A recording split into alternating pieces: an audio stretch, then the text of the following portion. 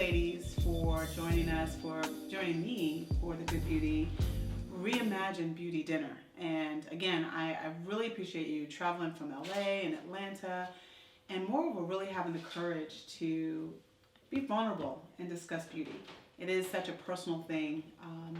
I want to first start off with the conversation we were having a little bit earlier about this video that was on Instagram with this gentleman. It was a football player named Jonell ID. I'm not sure if I'm pronouncing his name correctly, but he and his fiance, who was a Caucasian woman, and some of his friends, some of them were of mixed race, did a toast to more light-skinned babies. And so with that, I would love to hear from you.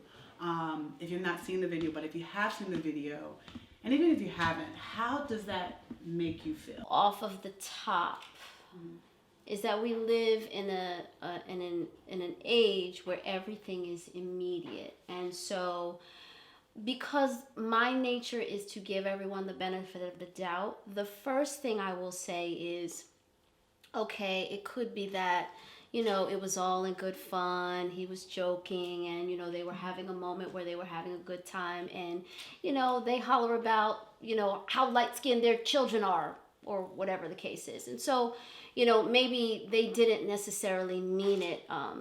They weren't being malicious, or they weren't being mean-spirited when it did come out.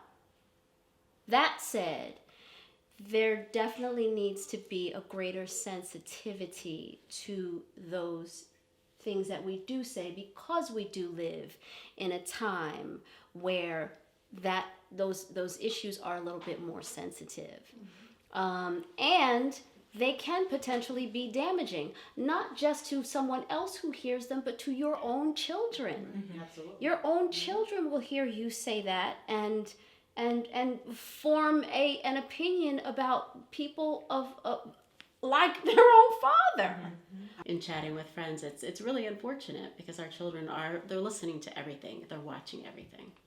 As a child, you are a black female, whereas you can't just be, but you are burdened with immediately your color, your complexion, your hair type, and it starts at home sometimes, unknowingly. And you are judged consistently.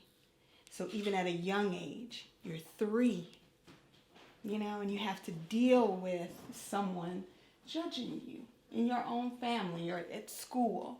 So the idea that now here an adult sitting with other adults and children, he brings that, that's your father or your dad's friend, makes it very real.